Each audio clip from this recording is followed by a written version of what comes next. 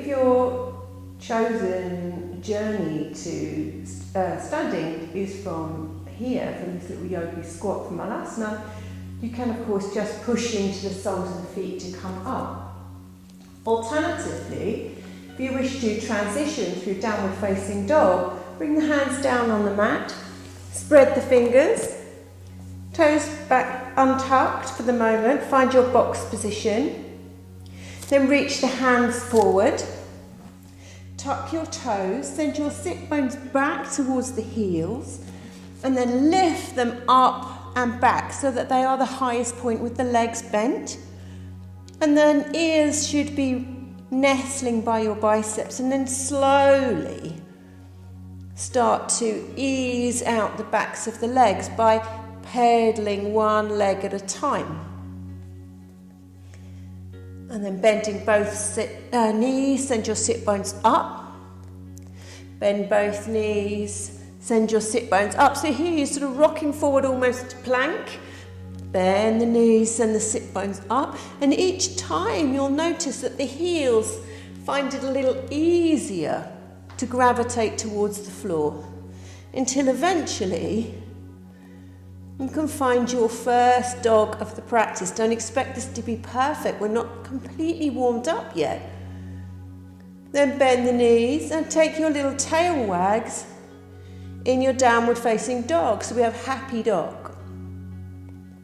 Then as your hips sway to the right, draw the left hand back towards you. As they sway to the left, draw the right hand back towards you. So you walk the hands back towards the feet and then push down in the feet to come to standing.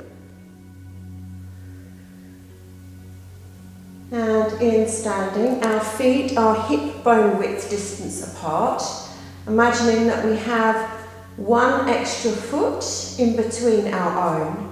Roll the shoulders back to open the front of the shoulder joint, let the arms hang heavy. Gently drawing the tummy towards the spine, just a little bit, little engagement of those lower tummy muscles, and a tiny lift of the pelvic floor. Crown of the head reaches towards the sky. Let the shoulders soften away from the ears. Tadasana, your foundational standing pose. So having come to standing, bring the feet so that they are hip bone width distance apart. Our hip bones are here, anterior superior iliac spine, the ASIS bones are running directly down through the middle of the leg, all the way down to the foot. And the easiest way to find that is to imagine that you actually have 3 feet and that you have another foot the same distance as your real feet in between the other 2. Gently press down into the feet, taking up as much of the mat as is possible. And you'll notice that as you do that and you activate the legs, there's a little engagement of the gluteals, a little lift in the pelvic floor, a gentle engagement of the transverse abdominis, Uddiyana Bandha. The shoulders roll back, the arms hang heavily down by the sides of the body. The lower part of the ribs is just gently nipped a little bit towards the hip bone, so we're not flaring our tummies. And then the crown of the head reaches towards the ceiling.